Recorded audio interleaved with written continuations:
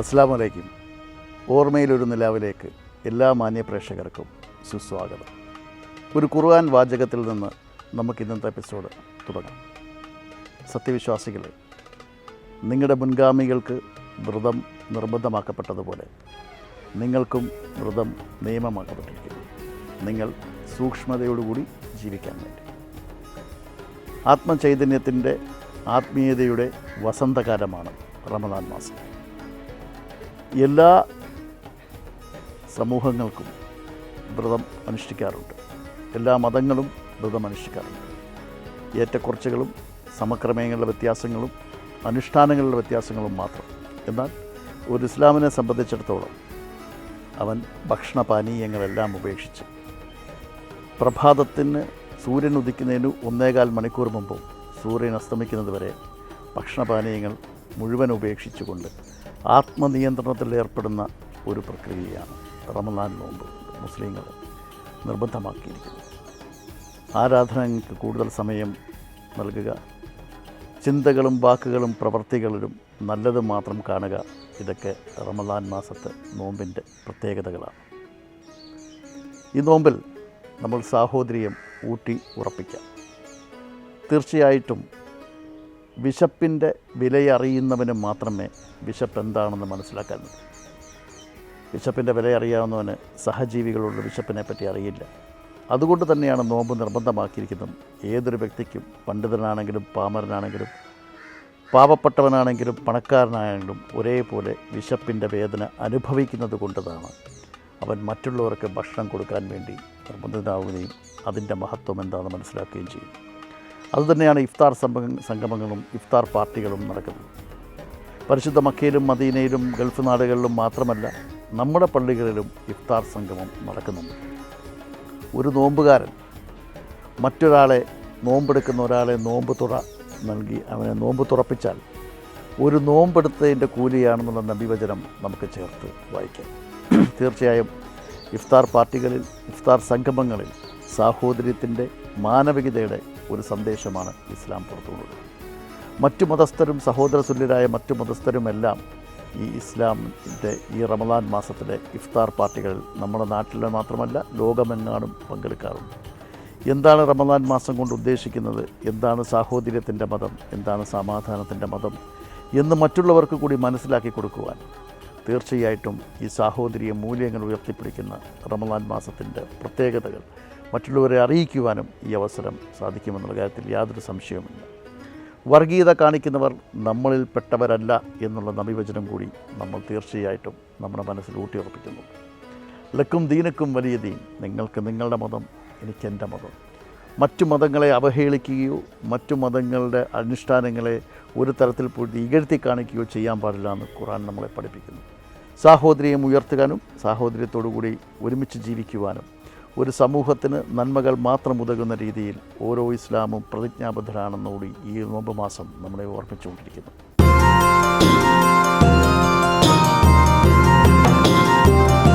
അസ്സലാമു അലൈക്കും. ഓർമ്മയിൽ ഒരു നിലാവ് ഇന്നത്തെ എപ്പിസോഡ് ആരംഭിക്കുകയാണ്. ഇന്നത്തെ എൻ്റെ കൂടെയുള്ള നിങ്ങൾക്കായിട്ടുള്ള അതിഥി പാലക്കാട് ജില്ലയിൽ നിന്നും ഉള്ള അതിഥിയാണ്. പാലക്കാട് മലപ്പുറം ബോർഡറിൽ മണ്ണാർക്കാട് നിന്നുള്ള മുസ്തഫ.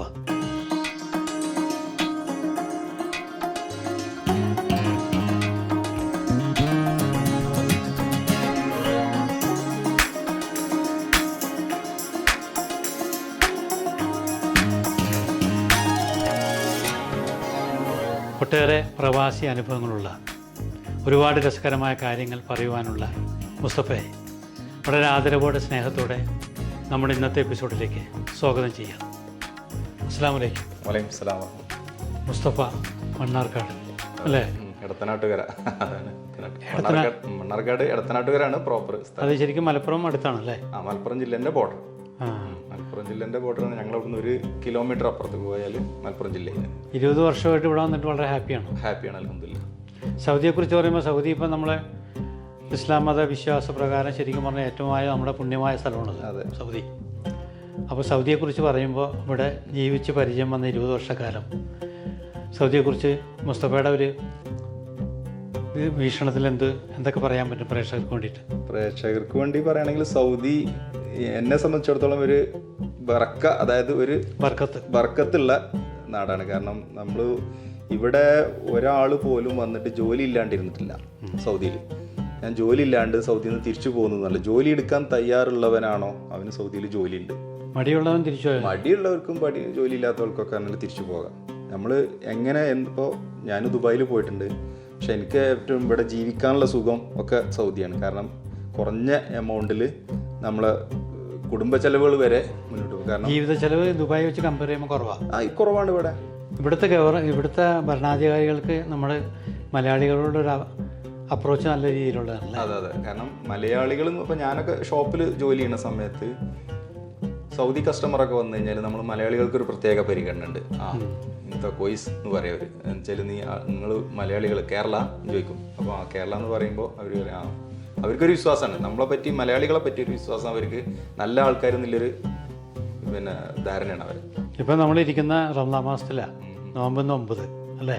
9 നമുക്ക് റംസാൻ്റെ ഓർമ്മകൾ നാട്ടിലായാലും ഇവിടെ ആയാലും ചെറുപ്പകാലത്തുള്ള റംസാൻ ഓർമ്മകളെ കുറിച്ചൊന്ന് പറയാമോ? വീട്ടിൽ പാപ്പ ഉമ്മയും അനിയന്മാരൊക്കെ ആയിട്ടുള്ള നോമ്പ് പിടിച്ചത് ഓർക്കുന്നുണ്ട്. നോമ്പ് പിടിച്ച് അന്നൊക്കെ പറഞ്ഞാൽ നമ്മൾ സ്കൂളിലൊക്കെ പോണ സമയങ്ങളല്ലേ. അപ്പോൾ സ്കൂളിലൊക്കെ പോകുന്ന സമയത്ത് ചില സമയത്ത് നമ്മൾ നോമ്പ് എടുത്തിട്ടുണ്ടെങ്കിലും കുട്ടി വളരുന്ന സമയത്ത് നമ്മൾ എന്ത് ചെയ്യും, വീട്ടിൽ നിന്ന് നോമ്പുണ്ടാവും, സ്കൂളിലെത്തിയിട്ട് കഴിഞ്ഞാൽ പിന്നെ നോമ്പുണ്ടാവില്ല. അങ്ങനെ കള്ളത്തരം കാണിക്കും. അപ്പോൾ ഞങ്ങളൊക്കെ അങ്ങനെ അന്നൊരു ചെറിയൊരു സംഭവമല്ല, ഒരു ചെറിയ ഞങ്ങൾ 2-3 കൂട്ടുകാർ കൂടിയിട്ട് സ്കൂളിൻ്റെ തൊട്ടടുത്തുള്ള വീട്ടിൽ പോയിട്ട് ബക്കറ്റ് കിണറിന്ന് വെള്ളം കോരിയിട്ട് കുടിക്കുക. അപ്പോൾ ഞങ്ങളെ കൂട്ടത്തിൽ അവിടുത്തെ ആളറിയും. അപ്പോൾ ഞങ്ങളെ അറിയില്ല എന്നുള്ള കണക്കൂട്ടിലാണ് അവിടെ പോയിട്ട് വെള്ളം കുടിക്കണേ. അപ്പോൾ അയാൾ ചോദിച്ചു, നീ ഇന്ന ആളെ മകനല്ലേ, എന്നിട്ടാണോ നീ പിന്നെ വെള്ളം കുടിക്കണമെന്ന് ചോദിച്ചിട്ട് ഞങ്ങളോട് അവിടുന്ന് ആട്ടി വിട്ടി ഞങ്ങളെ പിടിച്ച്. അങ്ങനെ സംഭവം. അത് ചെറുതല്ല, 5ാം ക്ലാസ്സിൽ 6ാം ക്ലാസ്സിലൊക്കെ പഠിക്കുന്ന സമയത്ത്.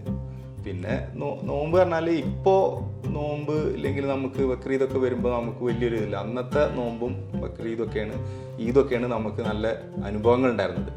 ചെറിയ കുട്ടികളായിരിക്കുന്ന സമയത്ത് ഒരേപോലത്തെ ഡ്രസ്സ് പെരുന്നാൾ കാശ് കിട്ടും. ഞങ്ങൾ 3 ആൺകുട്ടികളാണ്. ഈ 3 ആൺകുട്ടികൾക്ക് ഒരേപോലെ പാൻറ്, ഒരേപോലെ ഷർട്ട്, അതൊക്കെയാണ് ഇവിടെ വരുമ്പോൾ ഉള്ള നോമ്പിന്റെ ഇഫ്താർ വിരുന്നുകളും കൂട്ടായ്മകളൊക്കെ അല്ലേ? ഇപ്പൊ ഉണ്ട്. ഇപ്പോൾ ഒരുപാട് കൂട്ടായ്മകളുണ്ട്. ഞങ്ങൾ തന്നെ ഇപ്പോൾ ഇതിന്റെ ഈ ഫ്ലാറ്റിൽ തന്നെ, ഞാൻ താമസിക്കുന്ന ഫ്ലാറ്റിൽ തന്നെ ഒരു കൂട്ടായ്മ, ഒരുമ അസോസിയേഷൻ. അതിന് ഒരുമ ഞങ്ങൾ ഒരുപാട് 23 ഫാമിലികളും മലയാളികളാണ് ഇവിടെ. ഇതിൽ ഈ ബിൽഡിങ്ങിൽ 23 ഫാമിലികൾ താമസിക്കുന്നുണ്ട്. അവരെല്ലാവരും മലയാളികളാണ്. ഈ ബിൽഡിങ്ങിന്റെ ഓണർ മലയാളികൾക്ക് മാത്രമേ ഇത് കൊടുക്കുള്ളൂ. അത് ഓരോ ഫ്ലാറ്റുകളുടെ മൊത്തം ഓഡിറ്റോറിയത്തിൽ പോയിട്ട് അവിടെ ഞങ്ങൾ ചിലപ്പോൾ എന്ത് ചെയ്യും, ഞങ്ങളെ വീട്ടിൽ എല്ലാവരും ഉണ്ടാക്കുന്ന സാധനങ്ങളുണ്ടല്ലോ, ആ ഉണ്ടാക്കിയ സാധനം കൊണ്ട് ഞങ്ങൾ മുകളിൽ അത് അങ്ങോട്ടും ഇങ്ങോട്ടൊക്കെ ചേഞ്ച് ചെയ്തിട്ട് കഴിക്കും. ഇപ്പോൾ അപ്പുറത്ത് ഓരോ ഐറ്റം കൊണ്ടുവരും. അപ്പോൾ അവിടുന്ന് കൂടുന്നത് എന്ത് ചെയ്യും, നിങ്ങളെന്താ കൊണ്ടുവന്ന് നോക്കട്ടെ, അത് നോക്കി കഴിക്കും. അങ്ങനെ അപ്പുറമൊക്കെ ഉള്ള ആൾക്കാർ കഴിക്കും. അത് ഞങ്ങൾ കഴിഞ്ഞ പ്രാവശ്യമൊക്കെ വിപുലമായിട്ട് പാലക്കാട് ജില്ലേൻ്റെ വലിയ പരിപാടി ഉണ്ടാക്കി. ഇപ്രാവശ്യം അതിൽ നിന്ന് വേർതിരിഞ്ഞ്, കാരണം ഞങ്ങൾ ലേബർ ക്യാമ്പിൽ പോയിട്ടാണ് ഇത് ചെയ്യുന്നത്. കാരണം ലേബർ ക്യാമ്പിൽ കുറേ 5-6 മാസം ശമ്പളം കിട്ടാത്തൊക്കെ കഷ്ടപ്പെടുന്ന കുറച്ച് ലേബേഴ്സുള്ള. അപ്പോൾ ഞങ്ങൾ എന്ത് ചെയ്ത് ഇപ്രാവശ്യം അവരൊപ്പം പോയിട്ട് അവർക്കും കൂടി കൊടുത്തിട്ടുള്ള ഒരു ഇഫ്താറാണ് ഞങ്ങൾ തീരുമാനിച്ചത്. അവരോടൊപ്പം അത് കൊള്ളാം. മറ്റേത് മുമ്പൊക്കെ ഞങ്ങൾ എന്ത് ചെയ്യും, ഞങ്ങൾ കൂടിയിട്ട് ഞങ്ങൾ ഫുഡ് ഉണ്ടാക്കി ഞങ്ങൾ തന്നെ കഴിക്കായിരുന്നു. ചാരിറ്റി രംഗത്തൊക്കെ ആക്റ്റീവാണോ? ഞങ്ങളവിടെ ഒരു ഇതുണ്ട്, എടത്തനാട്ടുകര IDK സ്വപ്നഭവൻ പദ്ധതി ഉണ്ട്. അതായത് വീടില്ലാത്തവൾക്ക് വീട് വെച്ച് കൊടുക്കുക. അതായത് 25ഓളം വീടാണ് ഇപ്പോൾ ഫസ്റ്റിൽ ഞങ്ങൾ ടാർഗറ്റ്. ഞങ്ങളെ പ്രദേശത്തുള്ള ആർക്കും ഇനി വീടില്ലാത്ത ആൾക്കാരുണ്ടാവരുത്. അപ്പോൾ അതിൻ്റെ ആ ഒരു ഇതിലൊക്കെ അതിൽ എക്സിക്യൂട്ടീവിലെ ആളാണ് ഞാൻ. പിന്നെ നമുക്ക് ഇവിടുന്നൊക്കെ കഴിയുന്ന ഞങ്ങൾ സംഘടനാപരമായിട്ടൊക്കെ പിരിച്ചിട്ട് ഞങ്ങൾ നാട്ടിൽ കൊടുത്തുവിടും. അപ്പോൾ നാട്ടിലിപ്പോൾ അതിൻ്റെ 16ാമത്തെ 17ാമത്തെയൊക്കെ വീട് ഇപ്പോൾ ഏകദേശം പൂർത്തീകരിച്ചു. ഇനി എന്താണ് ജീവിതത്തിലെ സ്വപ്നം? ഇപ്പം നല്ല രീതിയിലാണ് പോകണത്, എന്നാലും നമുക്ക് എല്ലാവർക്കും ഒരു സ്വപ്നം ഉണ്ടാവും. അതെ. എന്താണ് സ്വപ്നം എന്ന് പറഞ്ഞാൽ, ഇപ്പോൾ എനിക്ക് 4 പെൺകുട്ടികളാണ്. അപ്പോൾ ആ പെൺകുട്ടികളൊക്കെ നല്ല നിലയിൽ ആരെങ്കിലുമൊക്കെ ആൾക്കാരെ കയ്യിൽ പിടിച്ചേൽപ്പിക്കുക എന്നുള്ളതാണ് നല്ല. ഇപ്പം ഞങ്ങളൊക്കെ പ്രദേശത്ത് മലപ്പുറം ജില്ലേൻ്റെ അടുത്താവുകൊണ്ട് പെൺകുട്ടികളൊന്നും കൂടുതൽ പഠിപ്പിക്കാണ്ട് പെട്ടെന്ന് കെട്ടിച്ചു വിടുന്ന ഒരു കാലഘട്ടത്തിൽ ജീവിച്ചു വളർന്നവരാണ് ഞങ്ങളൊക്കെ. അപ്പോൾ ഇപ്പോൾ എൻ്റെ വീട്ടിലൊക്കെ ഇപ്പോൾ എൻ്റെ മോൾക്ക് ഇപ്പോൾ 22 വയസ്സായി, വലിയ മോൾക്ക്. പല സ്ഥലങ്ങളിലും കല്യാണം വന്നു, വീട്ടിൽ നിന്നൊക്കെ ഒരേ നിർബന്ധം കുട്ടീനെ കെട്ടിക്കാൻ വേണ്ടിയിട്ടില്ല. അപ്പം ഞാൻ ഇപ്പം എന്താ വെച്ചാൽ കുട്ടികൾ പറയണത്, ഇപ്പം എൻ്റെ വലിയ മോളോടെ ഞാൻ ആ കാര്യം സംസാരിച്ചപ്പോൾ വലിയ മോള് പറയണത് കയ്യിലൊരു ഡിഗ്രി എങ്കിലും ഇല്ലാതെ നമ്മളെങ്ങനെ ഒരു കല്യാണം, നമ്മൾക്കൊരു കുട്ടികൾക്ക് ഞാൻ ആ ഇത് അവസ്ഥയിൽ ഇപ്പം ഞാൻ മറ്റേ ബുദ്ധിമുട്ടാണ്. കാരണം എൻ്റെ കുട്ടികൾക്ക് ഒരു കാര്യം പറഞ്ഞു കൊടുക്കാൻ എനിക്ക് കറക്റ്റായിട്ട് ഇപ്പോൾ അവരെ ഡിഗ്രിയും അവരെ കാര്യങ്ങളൊന്നും നമുക്ക് പറഞ്ഞു, ഞാൻ പറഞ്ഞു ആ ഒരു പ്രശ്നം നിങ്ങൾക്ക് വരരുത്. മോൾക്കോ അല്ലെങ്കിൽ മോളൊരു കുട്ടിയായിട്ട് വരുമ്പോൾ അവൾക്ക് എന്തെങ്കിലും ട്യൂഷന് വിടാതെ നിങ്ങൾ തന്നെ പറഞ്ഞു കൊടുത്ത് പഠിപ്പിക്കാനൊരു അതിനുള്ള വിദ്യാഭ്യാസം നമ്മൾ കൊടുക്കുക എന്ന് മാത്രം. എന്തായാലും മുസ്തഫയും ഫാമിലി നാട് വിട്ടാണ് നാട് പോലെ ഇവിടെ ജീവിക്കുക. അതെ അല്ലേ? രണ്ട് മക്കൾ പഠിച്ചിട്ട് വീണ്ടും ഇങ്ങോട്ട് വരുമല്ലോ. വരും. അവരിപ്പോൾ ഈ വെക്കേഷൻ എല്ലാ വെക്കേഷനിലും ഇങ്ങോട്ട് വരും. ഇനിയിപ്പോൾ വെക്കേഷൻ ആയി, ഇനിയിപ്പോൾ മാർച്ചിൽ വലിയോളെ എക്സാം കഴിഞ്ഞാൽ അവൾ ഇങ്ങോട്ട് തിരിച്ചു വരും. പിന്നെ അവള് കൂടുതലും ഇപ്പോൾ ഇനി എന്തെങ്കിലും ഇവിടെ ജോലി നോക്കണം അങ്ങനെയൊക്കെയുള്ള ഒരു തീരുമാനത്തിലാണ്. ഇനി വേറെ എന്തെങ്കിലും കോഴ്സിന് ചേരണം ജോലിയോടൊപ്പം. അങ്ങനെയൊക്കെയുള്ള യാത്രകൾ പോകാറുണ്ടോ? യാത്രകൾ ഞങ്ങൾ പോകാറുണ്ട്. പുറത്തൊക്കെ പോകാറുണ്ടോ? പുറത്ത് ഞങ്ങൾ ദുബായി പോകും, പിന്നെ ബഹ്റൈന് പോകും. അങ്ങനെ നമ്മുടെ ഈ സംസാരം കേട്ടുകൊണ്ടിരിക്കുന്ന ഒരുപാട് ചെറുപ്പക്കാരുണ്ടാവും നാട്ടിൽ. സൗദി അറേബ്യയുടെ വളർച്ച കണ്ടുകൊണ്ടിരിക്കുന്നു, സൗദിയിലോട്ട് വരാനൊക്കെ. ഇവിടെ വന്ന് സാധാരണ എല്ലാവരും ജോലിക്ക് കയറി ഒരാൾ കഴിഞ്ഞിട്ട് ബിസിനസ്സിന് പോകണ രീതിയാണ്. പക്ഷെ എന്തായാലും മുസ്തഫ ഇവിടെ ഒരു ബിസിനസ് സാമ്രാജ്യം കെട്ടിപ്പൊക്കി സന്തോഷത്തോടെ ജീവിക്കുന്നു. അത് പെട്ടെന്നുണ്ടായതല്ല, ഒരുപാട് പരിശ്രമം, ഒരുപാട് ദീർഘവീക്ഷണം ഒക്കെ അല്ലേ? അപ്പോൾ നമ്മൾ ഇപ്പോൾ ഉള്ള കുട്ടികളൊക്കെ വരുമ്പോൾ മറ്റേ അവർക്ക് ഹൈ ലെവലിലെ ജോലി വേണം, അല്ലെങ്കിൽ അങ്ങനെ പെട്ടെന്ന് ഇതാണ്. പക്ഷേ ഇതിനൊക്കെ ബാക്കിൽ ഒരു നല്ല കഷ്ടപ്പാടുണ്ട്. ഞാനൊക്കെ വന്ന സമയത്ത് ഒരുപാട് കഷ്ടപ്പെട്ട് പറഞ്ഞാൽ നമ്മൾ പല സ്ഥലങ്ങളിലും ജോലി അന്വേഷിച്ചിട്ടുണ്ട്. കിടക്കാൻ റൂം പോലും ഇല്ലാണ്ട്, പിന്നെ റൂം കിട്ടിയത് തന്നെ AC ഇല്ലാത്ത റൂമാണ് കിട്ടിയത്. AC ഇല്ലാത്ത സമയങ്ങളിലൊക്കെ ഞാൻ തോർത്തുമുണ്ട് നനച്ച് പിഴിഞ്ഞിട്ട് ബെഡിൽ വിരിച്ച് കിടന്ന അങ്ങനെ. പിന്നെ ആ ഒരു ഇന്നൊക്കെ മാറി അൽഹംദുലില്ലാ പടച്ചോൻ്റെ ഇത്. പിന്നെ ഞങ്ങൾക്ക് എല്ലാവരും പറയും നിങ്ങൾക്ക് 4 പെൺകുട്ടികളാണ്, അതുകൊണ്ട് പടച്ചോൻ്റെ ഒരു പറക്കം നിങ്ങൾക്ക് അങ്ങനെ ഉണ്ട് എന്ന് പറയും എല്ലാവരും പറയും. ഇപ്പോൾ നമ്മൾ അറബികളൊക്കെ കണ്ടാൽ എത്ര കുട്ടികളാണെന്ന് ചോദിക്കും. അപ്പോൾ ചോദിക്കും പറയും 4 പെൺകുട്ടികളാണ്. മാഷാ അല്ലാ. അറബികൾക്ക് പെൺകുട്ടികളെന്ന് പറയുമ്പോൾ ഇഷ്ടമാണ്. അവർ മാഷാ അല്ലാ പറക്കാണെന്ന് പറയും. ചിലപ്പോൾ അതിൻ്റെ ഒരു കാരണം ഉണ്ടാവും. നമുക്ക് നമ്മളൊന്നും ഇല്ലാത്തതിന് ഇതിലെത്തുമ്പോൾ ഈ ഒരു കുട്ടികളെ വർക്കത്തുണ്ടാവും. എന്തായാലും ഇനിയുള്ള ജീവിതത്തിൽ ഒരുപാട് അനുഗ്രഹങ്ങൾ പടച്ചു നൽകട്ടെ. ഭയങ്കര തിരക്കിനിടയിലാണ് മുസ്തഫ വന്നിട്ട് ഒരുപാട് കാര്യങ്ങൾ വളരെ ഈസി ആയിട്ട് നമ്മുടെ ചാനലിൽ പറഞ്ഞു. ഒരുപാട് സന്തോഷം. എല്ലാ ഭാവങ്ങളും നേരുന്നു. സന്തോഷം. ഓക്കെ. അസ്സലാമു അലൈക്കും.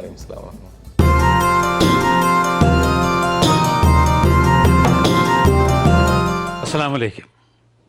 ഓർമ്മയിൽ ഒരു നിലാവ് എന്ന ഇന്നത്തെ പരിപാടിയുടെ എപ്പിസോഡ് റിയാദിൽ നിന്നുമാണ് തുടങ്ങുന്നത്. എന്നോടൊപ്പമുള്ള അതിഥി 3 പതിറ്റാണ്ടായി റിയാദിലെ മണ്ണിൽ ജീവിക്കുന്ന വലിയ ഒരു വ്യവസായിയാണ്. അദ്ദേഹം തൃശ്ശൂർ ജില്ലയിലെ കൊടുങ്ങല്ലൂർ സ്വദേശിയായ അബ്ദുൾ റഷീദ് തരുപ്പീടികയിൽ ആണ്. വളരെ സ്നേഹത്തോടെ ആദരവോടെ അദ്ദേഹത്തെ നമുക്ക് ഈ എപ്പിസോഡിലേക്ക് സ്വാഗതം ചെയ്യാം. അസ്സലാമു അലൈക്കും. വലൈക്കും അസ്സലാം വറഹ്മത്തുള്ളാഹി വബറകാതുഹു. വലിയ സന്തോഷം. റഷീദ് ഭായി ഒരു 30 വർഷക്കാലം അല്ലേ? 30 വർഷത്തോളമായി റിയാദിൽ. കൊടുങ്ങല്ലൂർ ഏത് ഭാഗത്ത വീട്? കൊടുങ്ങല്ലൂരിൽ നിന്ന് ഇരിങ്ങാലക്കുട പോണ റൂട്ടിൽ കോണത്തുനിന്ന് പറഞ്ഞ സ്ഥലമുണ്ട്. അവിടെ നിന്ന് ഒരു 1.5 കിലോമീറ്റർ ആയ ചിലങ്ക എന്നൊരു സ്ഥലത്താണ് എൻ്റെ വീട്. ചിലങ്കയിൽ. പൊതുവെ നമ്മുടെ തൃശ്ശൂർ ജില്ലയിൽ ചാവക്കാട്, കൊടുങ്ങല്ലൂരൊക്കെ ഒരുപാട് പ്രവാസികളുള്ള സ്ഥലമാണ്. അങ്ങനെയല്ല, ശരിക്കും പറഞ്ഞാൽ കൊടുങ്ങല്ലൂരിൽ നിന്ന് ഗുരുവായൂർ, ചാവക്കാട് വരെ എല്ലാ സ്ഥലങ്ങളും അല്ലേ? അതെ. അപ്പോൾ എന്തിനാണ് ഇങ്ങോട്ട് വന്നതെന്ന് ചോദിക്കേണ്ട ചോദ്യത്തിന് പ്രസക്തിയില്ല. കൺസ്ട്രക്ഷൻ വിസയിൽ ഒരു 7 ആളുടെ ഗ്രൂപ്പിൽ വിസയിൽ വിസ ഉണ്ടെന്ന് പറഞ്ഞപ്പോൾ ഞാനതിൽ ഇൻ്റർവ്യൂ എടുത്തിട്ട് ഞാനതിൽ പോരുകയാണ്. അന്ന് 65,000 രൂപ വേണം. അന്ന് എൻ്റെ വേണ്ടപ്പെട്ടവരൊക്കെ പാട് സഹായിച്ച് അങ്ങനെ 65,000 രൂപ കൊടുത്ത് ഇവിടെ വരികയാണ്. ഇവിടെ വന്നപ്പോൾ റിയാദിലാണോ വന്നത്? അല്ല, വന്നത് ഞാൻ ദമ്മാമിലാണ്. ദമ്മാമിൽ വന്നപ്പോൾ കൺസ്ട്രക്ഷൻ പണി, മെയിൻ്റനൻസ് പണിയാണ്. ആ സൗദിയുടെ സ്വന്തം ബിൽഡിങ്ങിലേക്കായിട്ടാണ് വന്നത്. ഞങ്ങൾ 7 പേരുണ്ടായിരുന്നു, എല്ലാ പണിക്കാരും. അങ്ങനെ നമുക്കന്ന് പുതിയതല്ലേ, ഒന്നും അറിയില്ല. ഈ പണി എന്ന് പറഞ്ഞ ഒരു 10-15 ദിവസം കൊണ്ട് ഈ പണി രാവും പകലും ഇല്ലാണ്ട് എടുത്ത് തീർത്ത്. നമുക്കറിയില്ല ഇന്ന സമയോടൊന്നും ഒന്നും അറിയില്ല, എല്ലാവരും പുതിയവരായിരുന്നു. അപ്പോൾ പണിയാണ് കഴിഞ്ഞോടുകൂടി അവരെ വീട്ടിൽ നിൽക്കണ ആടിനെ നോക്കണ ആൾ നാട്ടിൽ പോവാണ്. അവൻ നിർത്തി പോകാൻ നിൽക്കണ ഒരാന്ധ്രക്കാരനായിരുന്നു. അപ്പോൾ എൻ്റെ ഒരു സുഹൃത്തുണ്ട്, സുബൈർ എന്നാണ് പേര്. സുബൈർ, അമ്മുഞ്ഞിക്കാട് മോൻ സുബൈർ. അപ്പോൾ ഇവൻ തടിയും ഒക്കെ ഉള്ള ആളാണ്. അപ്പോൾ സൗദിക്ക് ഇവനെ നല്ല ഇഷ്ടപ്പെട്ട് ഇവനോട് ചോദിച്ച് എൻ്റെ വീട്ടിൽ ജോലി, എൻ്റെ ഭക്ഷണമൊക്കെ തരാമെന്നൊക്കെ പറഞ്ഞപ്പോൾ ഇവൻ പറഞ്ഞാൽ ഞാൻ വരാമെന്ന് പറഞ്ഞു. അങ്ങനെ ഇവൻ അവിടെ ചെന്ന് ഈ ആടിനെ നോക്കാനൊക്കെ ഏൽപ്പിച്ചപ്പോൾ നാട്ടിൽ സാമ്പത്തികമായിട്ടൊന്നും കുഴപ്പമില്ലാത്തവരാണ്. അപ്പോൾ ഇവൻ അവിടെ നിൽക്കൂല, ഇവൻ അവിടെ പറ്റില്ല എന്ന് പറഞ്ഞാൽ ആകെ പ്രശ്നമൊക്കെ ഉണ്ടാക്കിയപ്പോൾ പിന്നെ ഇതിലാരാണ് വരാൻ പറ്റുമെന്ന് വെച്ചപ്പോൾ എന്നോട് പറഞ്ഞ് സുബൈറിൻ്റെ അടുത്ത് കൊണ്ടുപോകാമെന്ന് പറഞ്ഞു. അപ്പം നമ്മൾ സുബൈർ ഞാൻ നല്ല സുഹൃത്താണ്, എന്നാൽ ശരി സുബൈറിൻ്റെ അടുത്ത് പോകാമെന്നുള്ള വട്ടിൽ ഞാൻ പോകാൻ തയ്യാറായി. പക്ഷേ ഇവർ ഞാൻ അങ്ങോട്ട് എത്തുമ്പോൾ സുബൈറിനെ അവിടെ നിന്ന് ഇങ്ങോട്ട് കൊണ്ടുവന്നു. കാരണം രണ്ടാളും കൂടി കണ്ടുമുട്ടിയ കഥ മനസ്സിലാവുമല്ലോ. അപ്പോൾ അതിൻ്റെ ഒരു ഞങ്ങൾ രണ്ടാളെ കണ്ടുമുട്ടിച്ചില്ല. അവൻ അവിടെ നിന്ന് പോവുകയും ചെയ്ത് എന്നെ അവിടെ കൊണ്ടിടുകയും ചെയ്തു. അവന് സുബൈറിനെ ചോദിക്കുമ്പോൾ സുബൈർ വരും, സുബൈർ അപ്പോൾ ഒന്നും നമുക്ക് അറിയൂലല്ല. അന്ന് നമ്മളോട് കുല്ലും എന്ന് പറയുമ്പോൾ നമ്മുടെ വിചാരം കൊല്ലും എന്നാണ്. ഈ കുല്ലുന്ന് അറബി പറയണത് എല്ലാം എന്നാണ്, മനസ്സിലായത്. അപ്പോൾ അന്ന് നമ്മൾ പേടിച്ച് എന്തിനു പറയണത്, ചുരുക്കി പറഞ്ഞാൽ ഒരു 3 വർഷത്തോളം അവിടെ പെട്ടെന്ന് പറയാം. 3 വർഷം. കാരണം അവിടുന്ന് പോകാനായിട്ടൊരു വഴിയില്ല. അതിന് ശേഷം എന്നെ കാണാൻ വന്ന എൻ്റെ ഒരു അടുത്ത സുഹൃത്ത്, വേണ്ടപ്പെട്ട ഒരാളുടെ ഒരു അബീബ് ഖാൻ എന്ന ആൾ ഞാനും കൂടി ഇങ്ങനെ വർത്താനം പറഞ്ഞ് റൂമിലിരിക്കുമ്പോൾ ഉണ്ട് എൻ്റെ ഒരു സൗദിയുടെ സ്വഭാവം ഒരു മോനുണ്ട്, അല്ലൂസ് എന്നൊരു പേര്. അവന് നമ്മൾ ചിരിക്കണത് പല്ല് കണ്ടു കഴിഞ്ഞാൽ അവൻ അപ്പം തല്ലണം നമ്മളെ. കാരണം അവനക്ക് പല്ല് കണ്ടാൽ അവൻ വിചാരിക്കണം അവനെ കളിയാക്കണമെന്ന്. അത് ഞാൻ അബീബിക്കയും കൂടി വർത്താനം പറഞ്ഞിരിക്കുമ്പോൾ ഇവൻ പെട്ടെന്ന് വന്ന് ഞങ്ങൾ ചിരിക്കുന്നുണ്ട്. ഇപ്പം അബീബിക്കാനെ കല്ലെടുത്തെറിഞ്ഞ് ഓടിച്ചു, ഭയങ്കര പ്രശ്നമൊക്കെ ആക്കി. അപ്പോൾ അതുപോലത്തെ ഒരു യാതനയായിരുന്നു അന്ന് അവിടെ ഒരു 3 വർഷം ഞാൻ. പിന്നെ അൽഹംദുലില്ലാ അവിടെ നിന്നുകൊണ്ട് തന്നെ ഒരു 10-75 വയസ്സായൊരു വെല്ലുമ്മ ഉണ്ടായിരുന്നു, അവരൊക്കെ ഉമ്മ. ആ വെല്ലുമ്മക്ക് ആടിനെ നോക്കാൻ പോകാൻ മക്കളെയൊക്കെ വിളിച്ചാൽ വരൂല. ആടിൻ്റെ അടുത്തേക്ക് എന്തെങ്കിലും കൊണ്ടുപോകാനോ ഗോതമ്പ് കൊണ്ടുപോകാനോ പുല്ലുണ്ടാകാനോ മക്കളെ വിളിച്ചാൽ വരില്ല. അപ്പോൾ ഇവരെന്താ വെച്ചാൽ അവിടെ ഒരു പഴയ വണ്ടി ഉണ്ട്, ടാക്സിൻ്റെ വണ്ടി. ആ വണ്ടിയിൽ എന്നെ കയറ്റിയിരുത്തിയിട്ട് അങ്ങോട്ട് തിരിക്കി ഗിയർ എന്നൊക്കെ പറഞ്ഞായിട്ട് ഇങ്ങനെ പഠിപ്പിച്ചു. അങ്ങനെ ഞാൻ ഡ്രൈവിങ് പഠിച്ചു. പിന്നെ അവിടെ നിന്നുകൊണ്ടുള്ള എൻ്റെ പഠിപ്പ് എന്ന് പറഞ്ഞാൽ എല്ലാവരുമാണ് പഠിച്ചത്. ഞാൻ ക്ഷമ എന്താണെന്ന് പഠിച്ച്, ജീവിതം എന്താണെന്ന് പഠിച്ച്, ജനങ്ങളോട് എങ്ങനെ ഇടപഴകണമെന്ന് പഠിച്ച്, ഡ്രൈവിങ് പഠിച്ച്. അങ്ങനെ അവരുടെ കൂടെ ഒരു 3 വർഷം കൊണ്ട് അറബി നല്ലപോലെ സംസാരിക്കാൻ പഠിച്ച്. അത് എൻ്റെ ജീവിതത്തിലെ ഏറ്റവും വലിയൊരു വഴിത്തിരിവായിരുന്നു. അങ്ങനെ ഞാൻ അവിടെ നിന്ന് ഒരു 3 വർഷത്തിട്ട് ഇവരെന്നെ വിടുന്നുണ്ടായില്ല. അങ്ങനെ ലാസ്റ്റ് ഞാൻ നാട്ടിൽ നിന്ന് എൻ്റെ ഒരു സുഹൃത്തുണ്ട് മജീദ് ഖാൻ എന്ന് പറഞ്ഞിട്ട്, ആ സുഹൃത്തിനോട് വിവരം പറഞ്ഞിട്ട് ആളെ കൊണ്ട് ഒരു ടെലഗ്രാം വർത്തിച്ച്, വാപ്പക്ക് സുഖമില്ല, വാപ്പ മരിച്ചെന്നും പറഞ്ഞു കയറ്റി. വാപ്പ അതിന് മുന്നേ മരിച്ചിട്ടുണ്ടല്ലോ, മനസ്സിലായി. അപ്പോൾ അങ്ങനെ ഞാൻ ആ ടെലഗ്രാം വെച്ചിട്ട് ടെലഗ്രാം കിട്ടുമ്പോൾ ഞാൻ അവിടെ കിടന്ന് ഭയങ്കര പ്രശ്നം ഉണ്ടാക്കിയിട്ടാണ് തന്നെ പോകാൻ വേണ്ടിയിട്ട്. അങ്ങനെ അവരെന്നെ അപ്പം ലീവ് അടിച്ച് വിടുകയാണ്. 3 മാസത്തെ റിട്ടേൺ ടിക്കറ്റ് തന്ന് വിട്ടതാണ്.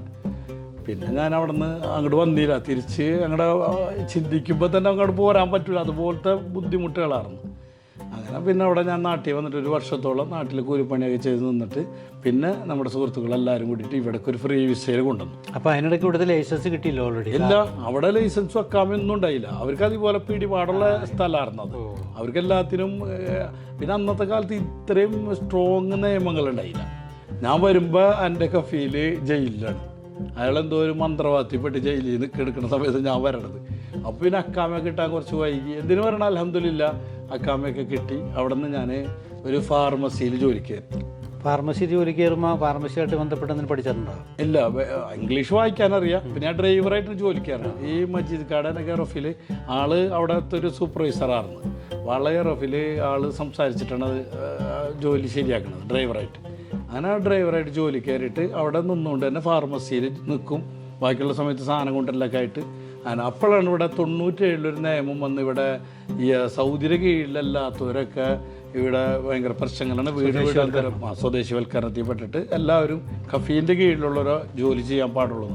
അങ്ങനെ ഞാനിവിടെ ഈ അബൂസാക്കി എന്ന് പറഞ്ഞൊരു കടയുണ്ട് ഇവിടെ അടുത്ത് തന്നെ. ആ കടയിലേക്ക് ഞാൻ തനാസിൽ കൊടുക്കണത് എന്ന് വെച്ചാൽ മാറുന്നത്.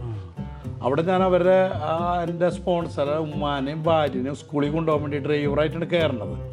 പക്ഷേ പതുക്കെ ഞാൻ പിന്നെ കടയിലായി. കാരണം എനിക്ക് ഭാഷയൊക്കെ അറിയണതിൻ്റെ പേരിൽ കടയിലായി. അങ്ങനെ കടയിൽ നിന്നൊരു 7 വർഷത്തോളം കടയിൽ ജോലി ചെയ്ത് അങ്ങനെ പിന്നെ പല പ്രാവശ്യവും ശമ്പളമൊക്കെ കിട്ടാൻ വൈകണ അവസ്ഥ വന്നു. അപ്പോൾ ഒരിക്കൽ ഞാനിങ്ങനെ ശമ്പളം ചോദിച്ചപ്പോൾ സൗദി പറഞ്ഞ് എനിക്ക് മെച്ചുണ്ടെങ്കിലല്ലേ തരാൻ പറ്റുള്ളൂ, ഇപ്പം എൻ്റെ പൈസ ഇല്ലുള്ളപ്പോൾ അങ്ങനെ പോകാൻ പറഞ്ഞൊരു കാര്യം ചെയ്യും, ഞങ്ങൾക്ക് അറിയാമല്ലോ ഈ കടയിൽ കച്ചവടം നടക്കണൊക്കെ എത്രയാണ്, നിനക്ക് മെച്ചമില്ലേ, ഒന്നും കിട്ടണില്ല എന്ന് വെച്ചാൽ പോകാൻ പറഞ്ഞ് എനിക്ക് വളരെ മെച്ചമില്ല, ഒന്നും കിട്ടണില്ല. അപ്പം നീ ഒരു കാര്യം ചെയ്യും, ഒരു 20,000 രൂപ ഞാൻ മാസം അങ്ങോട്ട് തരാമെന്ന് പറഞ്ഞു, അഡ്വാൻസ് ആയിട്ട് അങ്ങോട്ട് പറഞ്ഞു. ശരി, നീ ഒന്നും ചെയ്യണ്ട, ഒക്കെ ഞാൻ കൊടുത്തോളാം, 20,000 റിയാൽ മാസം തരാമെന്ന്. അവർ അത്ഭുതമായി അവന്. അതെന്ത് കടയത്?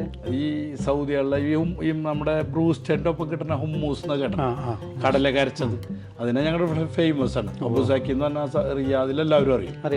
ആ കട ഞാൻ നടത്താനെടുക്കുകയാണ്. ആ കട നടത്താനെടുത്തോടെ അൽഹംദുലില്ലാ അതിൻ്റെ ഒരു 2 വർഷം മുൻപാണ് കല്യാണം കഴിഞ്ഞത്. കല്യാണം കഴിഞ്ഞ് വൈഫിനെ ഞാനവിടെ വിസിറ്റിംഗ് വിസ കൊണ്ടുവന്നിട്ടുണ്ടായി. അപ്പോൾ മൂത്തവൻ ആഷിക്ക് 1 വയസ്സായിട്ടുണ്ടായുള്ളൂ. ആഷിക്ക് ഇവിടെ നിന്ന് നടക്കാനൊക്കെ പഠിച്ചത്. അത് കഴിഞ്ഞിട്ട് പിന്നെ അവിടെ നിന്ന് ഞാൻ ആഷിഖ് സ്റ്റോർ എന്ന് പറഞ്ഞാൽ ഈ കട എടുത്തതിന് ശേഷം 3 മാസത്തിന് ശേഷം ഒരു ആഷിഖ് സ്റ്റോർ എന്ന് പറഞ്ഞൊരു ബക്കാല എന്ന് പറഞ്ഞാൽ സൂപ്പർ മാർക്കറ്റ്, അത് ഒരെണ്ണം എടുത്തു. പിന്നെ അങ്ങനെ അൽഹംദുലില്ലാ. ഇപ്പം എന്തൊക്കെയാണ് ചെയ്യുന്നത്? പല കാര്യങ്ങളും ചെയ്യണമെന്ന് എനിക്കറിയാം. അത് തറവാട് എന്ന് പറഞ്ഞിട്ട് ഇന്ത്യൻ ഫുഡിൻ്റെ കടകളാണ്. കേരള ഫുഡ് മലയാളി ഹോട്ടൽ, പേര് തറവാട്. പേരാ തറവാട് എന്ന് പറയുമ്പോൾ ആർക്കും ഏത് മതക്കാരനും തറവാട്ടിൽ പോകാം. അതെ, വലിയ ഹോട്ടലാണ്, കുഴപ്പമില്ലാത്ത ഹോട്ടലാണ്. നോമ്പിൻ്റെ കാലം, നാട്ടിലെ കാലം അല്ലെങ്കിൽ ഇവിടുത്തെ കാലം, അതിനെക്കുറിച്ചൊക്കെ ഒന്ന് പറയാം. നോമ്പ് ഇപ്പം എന്തായാലും ഇസ്ലാമിൽ ഒരു ശാരീരികമായിട്ട് കഴിവുള്ളവൻ നിർബന്ധമായിട്ട് ചെയ്യേണ്ട കാര്യമാണല്ലോ നോമ്പ്. അപ്പോൾ നോമ്പ് ചെയ്യുന്നതോടുകൂടി, നോമ്പ് പിടിക്കുന്നതോടുകൂടി നമുക്കുണ്ടാവണ പ്രത്യേകത എന്ന് പറഞ്ഞാൽ, ഒന്ന് മാനസികമായിട്ട് തന്നെ നമുക്ക് നല്ല സന്തോഷമായിരിക്കും. കാരണം അതിൻ്റെ കൂലി തരുന്നത് പടച്ചോൻ നേരിട്ടാണ്. അപ്പോൾ അതിൻ്റെ പേരിൽ നമുക്കതിന് എത്രത്തോളം അളക്കാൻ പറ്റാത്തൊരു കൂലി കിട്ടുന്ന ഏറ്റവും വലിയൊരു കാര്യമാണ് നോമ്പ് എന്ന് പറഞ്ഞത്. അപ്പോൾ എല്ലാവരും കഴിയുന്നവർ നോമ്പ് പിടിക്കണം. മറ്റു മതക്കാരും നോമ്പ് പിടിക്കുന്നുണ്ട്. എൻ്റെ ജോലിക്കാരെല്ലാവരും നോമ്പാണ്. കാരണം അവർക്ക് വൈകുന്നേരം കൊടുക്കുന്ന ഭക്ഷണം കഴിഞ്ഞാൽ പിന്നെ ഇപ്പോൾ നോമ്പ് തുറക്കാൻ മുറ്റത്ത് എല്ലാവരും പായ വിരിച്ച് റെഡി ആയിട്ടുണ്ടാവും. അപ്പോൾ നോമ്പ് എല്ലാവരും പിടിക്കുന്നുണ്ട്. ഇപ്പോൾ ഇന്നത്തെ കാലത്ത് പിന്നെ അത് ശാസ്ത്രീയമായിട്ടും തെളിയിച്ചിട്ടുണ്ടല്ലോ. ഒരുപാട് ഗുണങ്ങളുണ്ട് ശരീരത്തിന്. അപ്പോൾ എല്ലാവരും നോമ്പ് പിടിക്കട്ടെ എന്ന് പ്രാർത്ഥിക്കുന്നു. ഇൻഷാ അല്ലാഹ്. ഈ കഴിഞ്ഞ ജീവിതത്തെക്കുറിച്ച് കേൾക്കുമ്പോൾ ഒരുപാട് ചെറുപ്പക്കാർ കേൾക്കുന്നുണ്ടാവും ഇതൊക്കെ നമ്മുടെ സംസാരം. അവർക്കൊക്കെ ശരിക്കും പറഞ്ഞാൽ ഭയങ്കര ഇൻസ്പിറേഷൻ ആയിരിക്കും നിങ്ങൾ. കാരണം അവർക്ക് വേണ്ടിയിട്ട് എന്ത് ഉപദേശം കൊടുക്കാൻ പറ്റും? നമ്മളിപ്പോൾ ഗൾഫിലോട്ടൊരു എന്തെങ്കിലും ഒരു സംരംഭം തുടങ്ങാൻ വേണ്ടി വരികയാണെങ്കിൽ നമുക്ക് എന്തൊക്കെ ശ്രദ്ധിക്കണം, എങ്ങനെയൊക്കെ പോകണം എന്നൊക്കെ കൃത്യമായിട്ടൊരു നേർവഴി കാണിച്ചു കൊടുക്കാൻ പറ്റും താങ്കൾക്ക്? എനിക്ക് പറയാനുള്ളത് വെച്ചാൽ, എൻ്റെ ജീവിതം മുൻനിർത്തി പറയുകയാണെങ്കിൽ, നമ്മളെവിടെ വന്ന് പെട്ടാലും എന്ത് ജോലിയിലായാലും ആ ജോലിയിൽ ആത്മാർത്ഥമായിട്ട് ജോലി ചെയ്യുക. പിന്നെ ഒരു പകുതി നമ്മുടെ ജോലി, പകുതി നമ്മുടെ വിശ്വാസം, ദുആവുമാണ്. ആത്മാർത്ഥമായിട്ട് പ്രാർത്ഥിക്കുക. പടച്ചോൻ എന്താണ് നമുക്ക് നിശ്ചയിച്ചതെന്ന് വെച്ചാൽ അത് നമുക്ക് ഉറപ്പായിട്ടും കിട്ടും. ആ ഒരു ആത്മവിശ്വാസം ഉണ്ടാവും. പിന്നെ എന്തും നമുക്ക് നേടിയെടുക്കാൻ പറ്റുമെന്നുള്ളൊരു ആത്മധൈര്യം ഉണ്ടാവുക, വിശ്വാസം ഉണ്ടാവുക.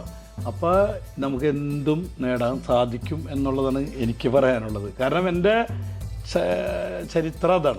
അപ്പോൾ അത് വെച്ച് നോക്കുമ്പോൾ ഏത് ചെറുപ്പക്കാരും പരാജയപ്പെട്ടിട്ട് ഞാൻ ഇനി നിർത്തുകയാണ്, മടങ്ങുകയാണ് എന്ന് ചിന്തിക്കേണ്ട കാര്യമില്ല. നിരാശയുടെ ആവശ്യമില്ല.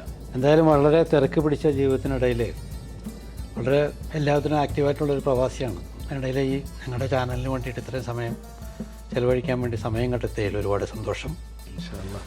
അസ്സലാമു അലൈക്കും. വലിയൊരു ജീവചരിത്രമാണ് അബ്ദുൾ റഷീദ് ഇവിടെ നമ്മുടെ മുന്നിൽ കാഴ്ചവെച്ചത്. അദ്ദേഹത്തിന് കഴിഞ്ഞുപോയ കാലഘട്ടത്തിൻ്റെ കഥകൾ. ഇതൊരു പാഠപുസ്തകമാണ് ഈ എപ്പിസോഡ്. പ്രിയപ്പെട്ട പ്രേക്ഷകർക്ക് ഈ എപ്പിസോഡ് വളരെ ഇഷ്ടപ്പെട്ട് കാണുമെന്ന് എനിക്കറിയാം. അടുത്ത എപ്പിസോഡിൽ മറ്റൊരു അതിഥിയുമായിട്ട് ഞാൻ വരും. അസ്സലാമു അലൈക്കും.